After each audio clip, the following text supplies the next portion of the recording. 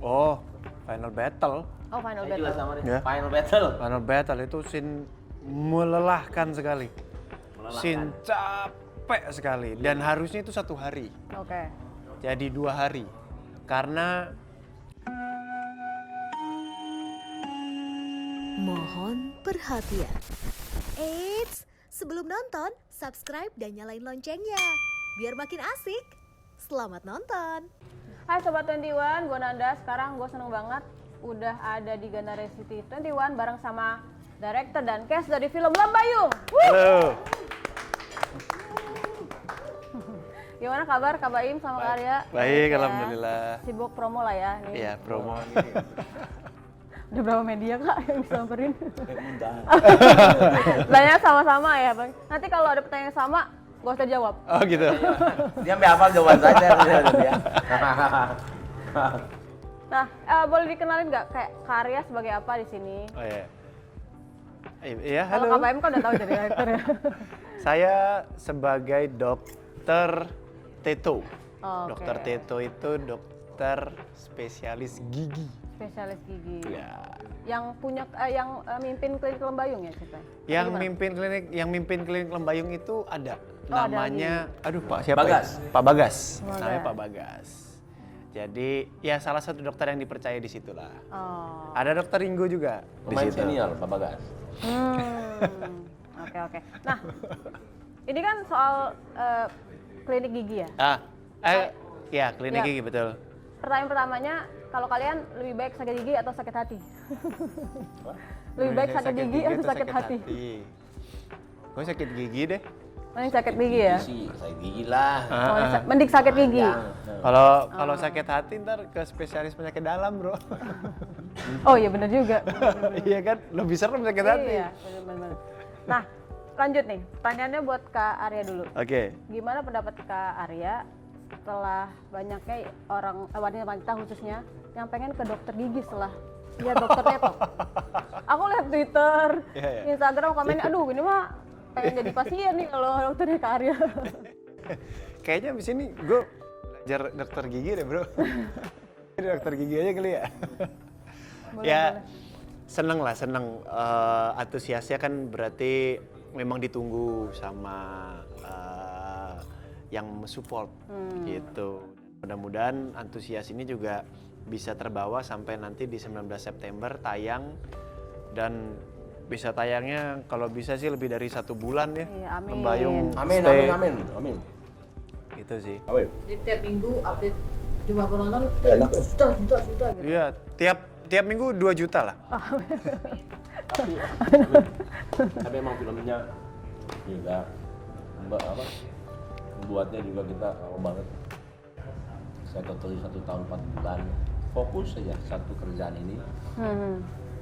Dari develop cerita bareng, Ya, ya, betul. syuting, post pro 1 tahun 4 bulan, Betul. nggak kurang lebih.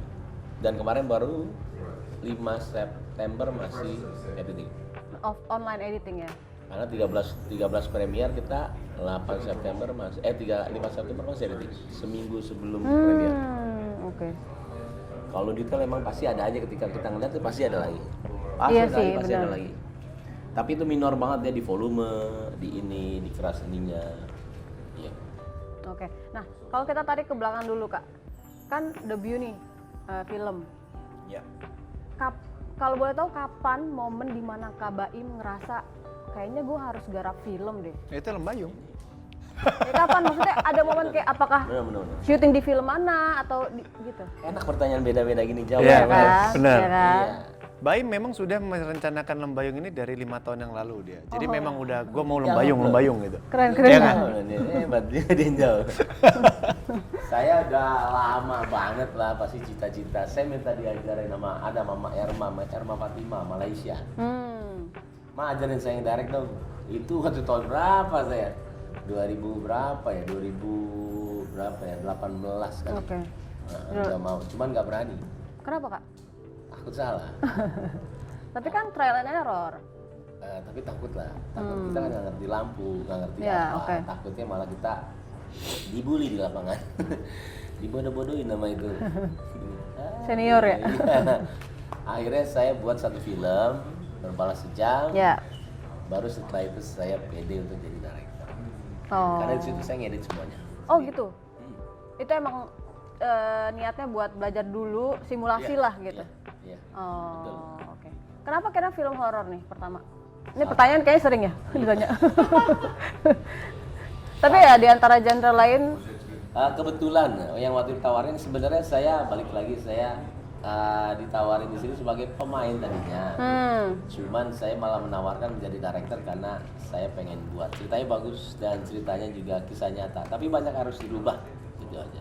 oh, tapi pas propose ke Kak Baim tuh apakah dalam bentuk skrip udah full? Script full. Tapi akhirnya Kak Baim develop lagi? Develop lagi dari awal, dari scratch lagi. 70% saya buat Oh oke. bareng sama dia.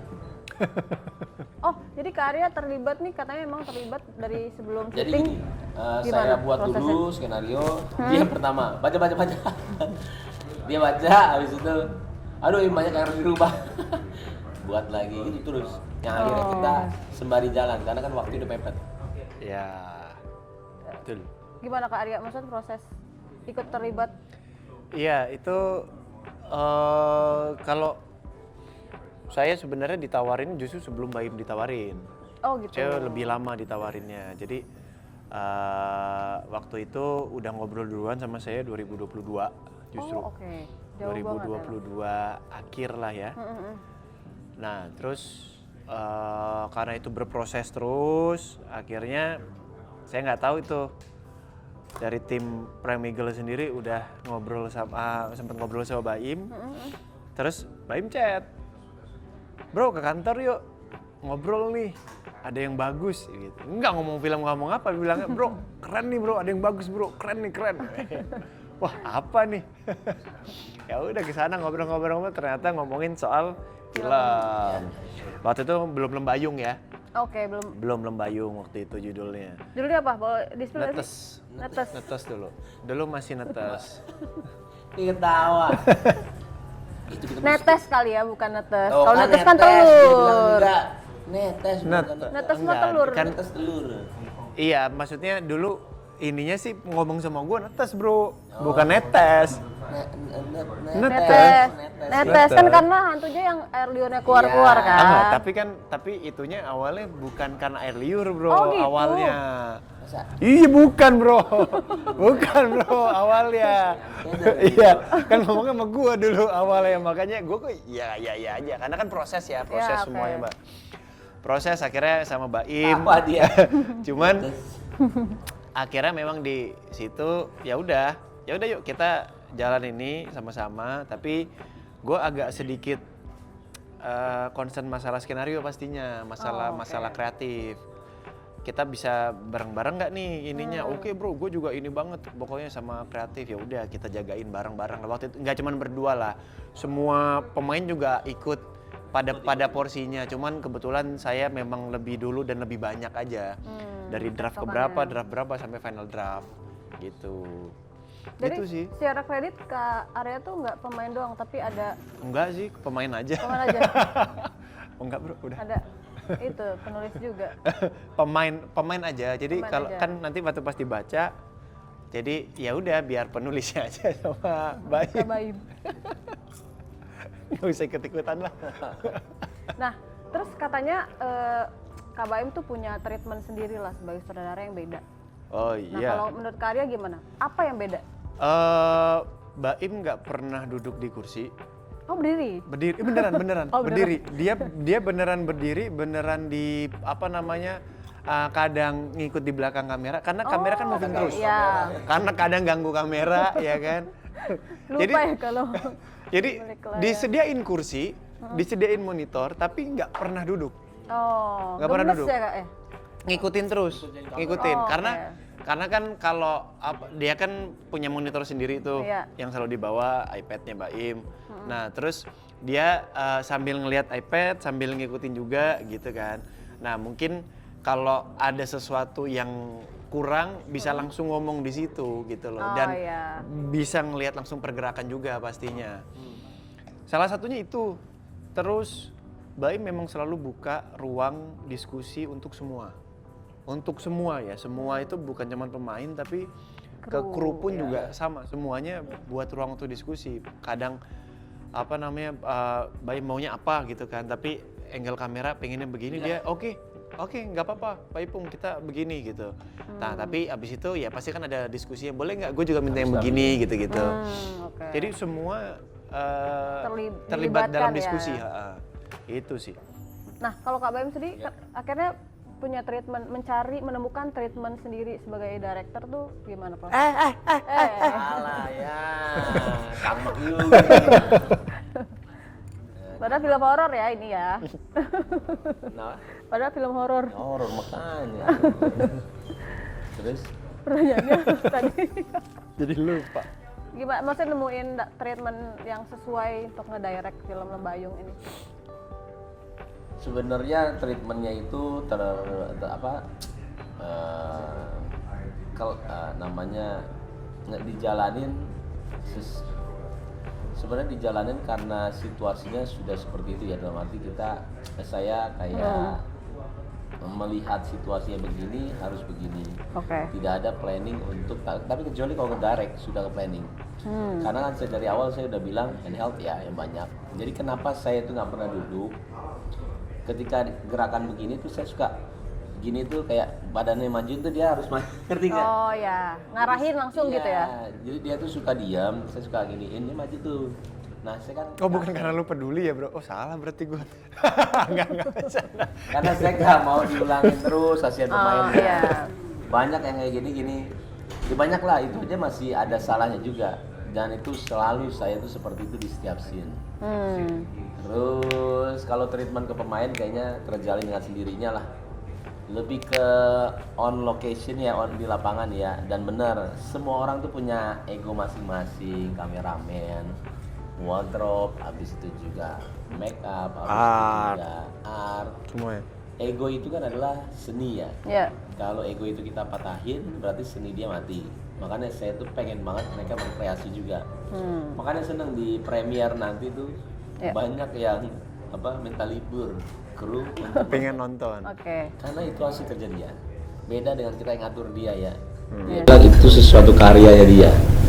Saya nggak bisa sebutin namanya, enak juga. Cuman mereka mau libur karena itu kan, padahal di luar kota.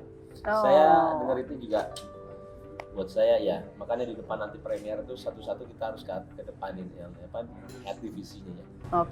Nah Kak, boleh tahu nggak sih apa insight yang Kak Baim akhirnya terapkan sebagai director dari pengalaman sebagai aktor? Oh itu dia. Ini enak loh pertanyaan dia nih, pinter dia nih. Makasih. Pinter nih. Jadi gue juga mau jawab tuh. Enak kita dengerin fresh pala. Oke, jadi gini. Nanti pasti akan beberapa orang bilang ini hoki, ini coba-coba, ini apa. Saya bilang ini adalah proses yang sangat lama buat saya untuk menjadi seperti sekarang. Kebetulan aja, ini adalah film pertama saya. Cuman susah lah, karena saya ngedit aja beda banget sama orang-orang edit. Sampai editornya pun bilang, Mas Baim ini detail banget sih. Karena saya ngelihat mata ya, bukan kita ngelihat gambar bagus. Yang isi yang mana, bener tahu ya. Karena kita sebagai pemain tahu dia isi mana, mangga mana. Karakternya dia apalagi susah banget saya. Dia paling banyak tahu karena dia paling banyak improvisasi. Banyak banget. Saya tuh harus mengclearin semua tapi jadi satu napas benang merah.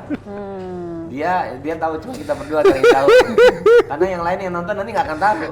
Si ini ngomong apa, malah kita tahu semua. Dia berdua kita tahu lah. Tapi saya ngebentuk itu karena memang saya tahu tujuan saya apa dan karakter dia harus dihidupin dari sisi apa. Nah saya nggak akan bisa kalau misalnya saya nggak ada pengalaman acting. Iya betul. Iya sih. Saya ada 24 tahun berarti ya untuk bisa menjadi director seperti sekarang. Banyak director juga tidak jeli mengenai rasa. Kalau kita di lapangan kita udah tahu ini mati emang enggak rasanya. Dan kita ngebumbuinnya juga tahu caranya gimana. Karena kita pemain. Makanya saya bilang teriak yang kenceng, teriak. Nyampe langsung on cam. Tapi nggak boleh berisik. Jadi ya untuk menjadi seperti itu 20 tahun lebih. Untuk akhirnya bisa menerapkan itu juga di kepake, di tempat di penerapannya kepake, itu semuanya kepake. keren. Jadi penasaran nih. Dia mau jawab Nonton. nih. Apa? Iya, Kak Arya mau nambahin? Tadi dia mau jawab Oh, iya, iya. ya versi dia. Kalau versi saya ya. Iya. Dari POV aktornya ya. ini Nah, film. karena Mbak Im memang berangkatnya dari pemain juga, dari aktor juga, jadi kita tuh kadang susah dapat ruang berdiskusi yang baik gitu loh. Oke. Nah, karena berangkatnya dari sana, dia merasakan keresahan di situ juga, jadi dia membuka ruang itu juga untuk berdiskusi.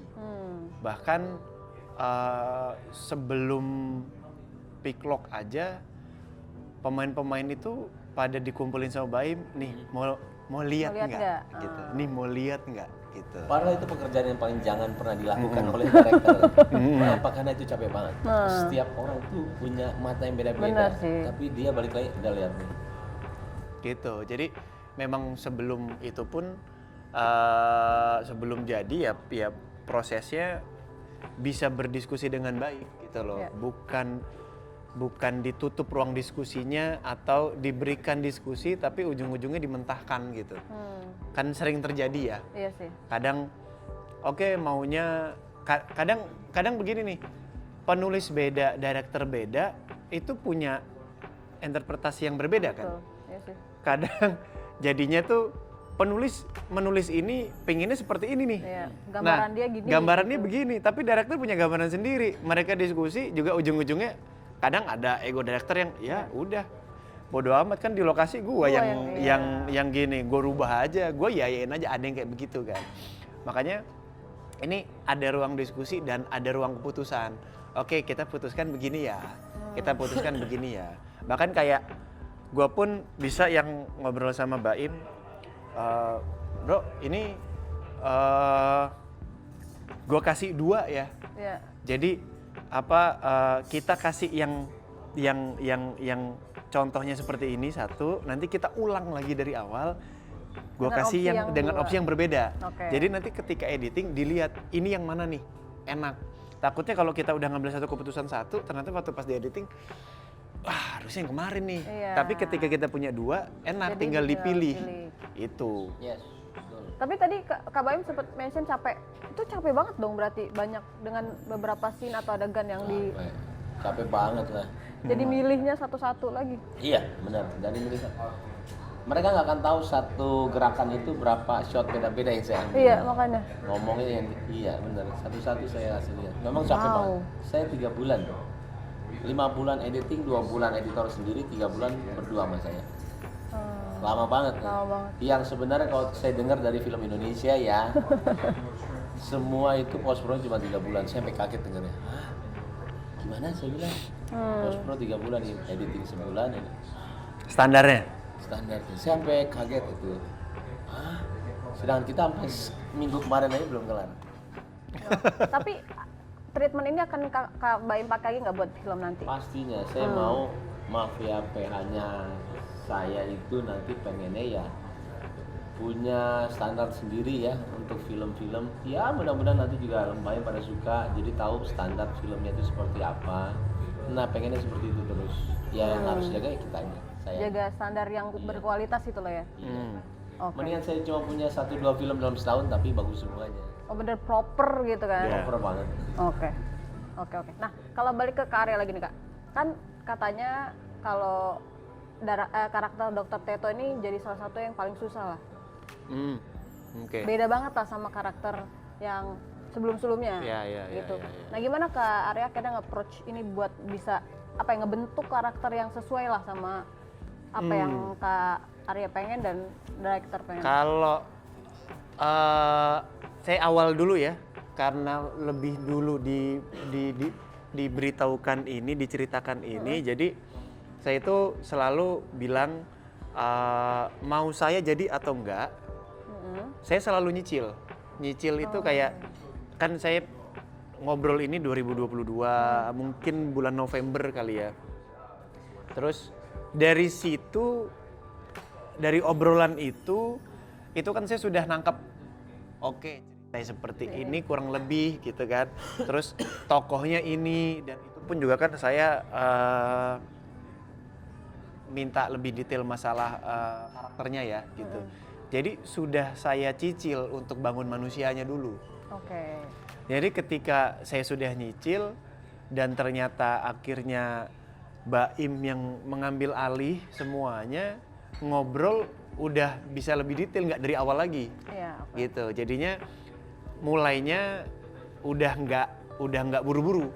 Saya udah nggak buru-buru. Itu selalu saya lakukan mau saya jadi ataupun nggak jadi ya. Kalaupun nggak jadi, oke, nggak apa-apa. Setidaknya saya sudah pernah mencoba untuk membuat manusia baru yang mungkin akan bisa saya pakai di Buat next project gitu loh, manusianya gitu. Jadi ya salah satunya itu sih, dan pastinya juga referensi untuk menonton juga banyak ya. Nonton film-film horor itu lebih kepada kenapa film horor ini seperti ini, kenapa film horor ini seperti ini. Itu juga buat diskusi juga sama Mbak Im untuk pengadeganan juga gitu-gitu sih. Sempet kayak nyari tahu ke dokter gigi beneran atau? Kalau itu ya, itu kan untuk dari pekerjaannya. Ketika manusianya sudah jadi, nah saya lari ke pekerjaannya. Oke. Gitu. Dari pekerjaannya itu kan ya kan pasti sering ke dokter gigi. Kita sudah punya media kayak YouTube untuk kita melihat banyak hal di situ kan, apa aja istilah-istilahnya gitu. Dan terkadang kan kayak di film mungkin tidak memperlihatkan lebih detail ya, tapi ada film yang memperlihatkan pekerjaan manusia ini lebih detail lagi gitu. Nah ketika lebih detail itu kan kita sudah banyak terbantu itu. Dari buku ada, dari YouTube ada, dari mana ada istilah-istilah seperti itu. Dan pastinya ke dokter gigi sendiri untuk melihat oke, prosesnya tuh seperti ini. Dokter gigi itu ada banyak macam ya gitu kan. Dan pastinya si dokter ini tuh memang dia mungkin waktu pas lagi bersihin karang gigi atau lagi nambel atau apa kan sambil ngobrol pergerakan dia, terus dia ngomong sama susternya, perawatnya harus seperti apa, itu semua harus direkam. Itu sih. Pakai HP? Enggak, maksudnya direkam pakai mata. Direkam pakai mata. Habis direkam pakai mata baru pakai HP. Selfie. Bikin vlog. Nah, balik lagi ke Kak Baim. Katanya sempat ketemu Pika aslinya nih Kak. Itu prosesnya apakah mengorek-ngorek ceritanya lebih detail atau apa yang dicari di situ? Lebih ke kisah nyatanya itu bagian mana? Saya nggak baca threadnya jujur. Oh gitu. Ya. Oke. Saya pengen tahu dari dia sendiri. Kan saya baca skenarionya. Yang mana yang dia benar, yang asli ceritanya, mana yang kita harus dramatisasi. Oke. Saya nggak baca threadnya. Sama seperti kalau misalkan saya ada karakter ya, saya harus jadi apa. Saya itu jarang lihat filmnya. Originalnya gitu. Saya mau jadi apa yang saya bentuk dari Skenario analisa kita, ya. Itu sih. Nah, jadi nyari tahu lah sama Pika aslinya gimana. Nyari tahu di mana ininya, yang mana yang ininya, yang kisah nyatanya, ada di bagian sini, ngomong apa aja, kita lihat. Dan kenapa dia itu jarang sekali untuk memperlihatkan dirinya dia ke orang-orang. Dia bilang takut ketahuan rumah sakit yang sebelumnya. Even dia tuh jarang sekali untuk buka masker, ya. Trauma. Trauma juga ya? Trauma banget karena benar-benar menakutkan. Dan yang jadi Yasamin itu sebenarnya namanya kita bilang itu adalah Arum dan dia itu Pika ya. Yang hampir meninggal itu sebenarnya Arum. Dia itu sudah benar-benar kirain meninggal karena udah kurus banget, gak mau makan, tidur juga gak mau karena selalu dihantuin. Bayangin, dua-duanya tidur di waktu yang berbeda tapi dihantuin sama orang yang sama. Itu lumayan agak menyeramkan sih. Berarti kan nyambung ya. Saya juga bingung jelasinnya. Dan memang benar apa yang dilihat dia waktu si setan ini datang itu orangnya katanya. Iya itu orangnya katanya. Itu orangnya. Dua-duanya sama. Akhirnya dia bilang nggak mau tidur. Ya kalau tidur dia mimpiin dan itu stres lu banget. Ngeri. Berarti kalau Kak Baim tadi bilang Pika menceritakan lebih detail lagi segala macam, berarti ada yang nggak ada di thread yang akan muncul di film ini? Ada, Oh, ada, oke. ada. Bahkan kan di threadnya kan sebenarnya belum ada endingnya. Betul, cuman Di ini sini aja. kelihatan endingnya seperti apa nantinya. Oh, dan itu Endingnya, iya. berdasarkan kejadian Yes, aslinya. nanti dia akan ngomong sendiri. Oh, Si Pikanya ngomong sendiri. Kalau ini tentang persahabatan, bagus banget kok, bagus. Jadi kita mengkompilnya, ya makanya saya bilang ini bukan horor. Ini adalah horor drama dan ada thriller yang susah menggabungkan tiga-tiganya. Makanya detailnya harus super detail. Makanya ya nanti lihat aja sendiri. ya makanya kenapa sama Mas Menyenangkan Altam ya? lah. Nggak sabar. Oke, oke. Nah, ada nggak kalau dari Kak Arya atau Kak Baim scene paling challenging yang dilakukan di film ini? Oh, Final Battle. Oh, Final Saya juga Battle. sama nih. Ya. Final Battle. Final Battle itu scene melelahkan sekali. Melelahkan. Scene capek sekali dan harusnya itu 1 hari. Oke. Jadi 2 hari. Karena ada Kita nggak berani Kit- syuting malam. bukan nggak berani, memang nggak boleh, Bro. Ini nggak boleh. Jadi di gudang itu, Serem banget. di pabrik tua itu, di gudangnya itu, yang tempat besarnya itu, kita harus keluar sebelum azan maghrib. Oh, ada pantangannya ya? Itu serem banget. Oh, oke. Sebelum azan maghrib itu udah disuruh Udah keluar selesai sama gitu ya? penjaga sana gitu. Jadinya memang kita jam 5 ya, Bro ya. Iya. Jam 5 dan matahari kan juga sudah mulai turun. ya? Waktu itu lagi musim-musim hujan juga, Bro. Lagi musim-musim hujan dan kebetulan memang di jam 5 itu ketika mengambil scene yang lebih agak panjang dari DOP kita juga ini nggak bisa. Cahayanya udah beda. Udah begini, exposure gua udah lain ini. Ya. Jadinya nambah. Dan kita masih banyak utang scene. Oh, Utang sih iya. banyak gitu. Jadi kita tuh, wah itu mereka tinggal bisa tahu lah capeknya kita. Waduh, Oke, dan capek sebagai banget. director tuh scene apa yang kita mau dilihat? Ya udah. Oh, kira ada beberapa scene yang dilihat juga? Kalau nggak, Harus nggak ada. bisa, Oh, karena oke. itu paling penting final battle dan udah request dari Paipung nggak bisa katanya. Ini harus. Ini harus ada 2 hari. Oh my god, gimana ya? Ya udahlah, pakai kepalanya kita dalam waktu singkat lah. Tapi pemain nggak boleh tahu capeknya, karena itu akan mendistract moodnya mereka. Iya. Saya sih tahu capeknya gimana. Yang lain sih nggak tahu. Dia tahu. Iya, ini pantang lah itu serem banget. Man. Tapi secara adegan emang ada koreo fightingnya yang ribet, apa teknis kameranya yang ribet Oh, enggak, atau? kalau choreo fighting sih kita nggak yang ini choreo banget ya, gitu kan. Tapi tetap kita buat lah ada gitu, tapi nggak yang ribet-ribet sama sekali ya. Lebih ke teknis ya, Bro ya, Iya. semuanya. Teknis pengambilan, terus belum lagi Blocking yang panjang. blocking, Oh, oke. blocking, terus kan ada makeup normalnya dulu, terus abis itu di makeup ulang lagi yang lebih ini lagi gitu-gitu. Pecahan lah. shotnya juga banyak. Pecahan shotnya banyak. Nanti nonton nggak? Banyak. Iya, aku galak ikut nonton. Oh ikut ya? Iya. Nanti kita ketemu Penasaran, lagi, kau siap. nanti bilang jujur. Iya, oke. Testimoni langsung. Pasti menyenangkan lah. Oke. Nah, pertanyaan terakhir. Pengalaman seperti apa yang bakal dirasain sama penonton Lembayung yang nggak akan dirasain di film-film yang lain? Jujur ya dari saya belum pernah menemukan film horor seperti ini dalam versi saya. Saya udah nonton semua film horor Indonesia. Ada yang bagus kok, ada yang bagus banget juga, tapi ada yang gitu-gitu aja juga. Saya sebel kok yang gitu-gitu aja juga. Karena buat saya membuat film itu bukan karena uang. Saya cuma bukan karena istilahnya horor itu laku kita buat horor yuk, tapi ya di budget dikecil-kecilin. Enggak sih, karena ada nilai banyak banget dalam suatu film ya. Ada nilai artistiknya, ada nilai seninya, ada nilai banyak sekali. Jadi buat saya kenapa beda? Saya cuma bilang tidak akan pernah kalian nonton film horor seperti Lembayung. Kenapanya saya nggak bisa bilang kenapa. Tapi horornya kental banget, tapi dramanya kental banget dan thriller kental. Nah itu susah banget saya mengkompil semuanya. Untungnya ada pemain-pemain hebat ini yang kita tahu notabene mereka jarang sekali pemain film horor. Untungnya mereka percaya dan deliver semua perasaan segala semua dengan sangat bagus. Saya bilang ini horor yang tidak pernah kalian lihat di semua film horor lainnya. Itu aja.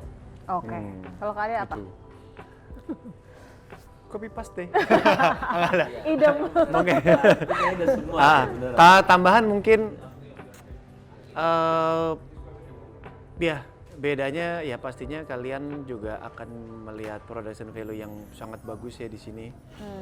Terus film bagus bukan berarti kalian harus mikir nontonnya ya. Ini film kalian nggak perlu keras untuk berpikir nonton, kalian bisa sangat menikmati film ini. Betul-betul bisa sangat menikmati filmnya. Ceritanya nggak simpel. Tapi ceritanya nggak Nggak simpel. simpel. Tapi ceritanya nggak simpel. Gitu. Tapi ceritanya nggak simpel. Apa namanya? Film horor yang dikemas drama ada. Ada. Ada yang bagus juga ada. Salah satunya Lembayung ini dramanya bagus. Dramanya kuat. Jadi Itu sih. jadi all in lah semuanya pengalaman. All in. Tentunya story-nya bagus. Ya. Production Makanya value-nya nonton, bagus ya. Pas itu nanti, saya nanti tanya telepon aja. Saya mau telepon habis itu harus nonton. Siap. Gimana saya bilang? Beda kok beda. Saya cuma bisa Siap. bilang beda. Oke. Nah, boleh diingetin buat nonton Lembayung tanggal berapa di Cinema 21? Buat teman-teman, jangan lupa sebentar lagi film kami Lembayung akan tayang di seluruh bioskop Indonesia tanggal 19 September 2024. Jadi jangan lupa nonton, ajak teman, ajak saudara, ajak siapapun untuk menonton Lembayung dan ramaikan bioskopnya. Oke, 19 September sampai ketemu lagi. Dadah. Asik kan videonya? Jangan lupa like, subscribe, dan komen ya. Sampai jumpa di video selanjutnya.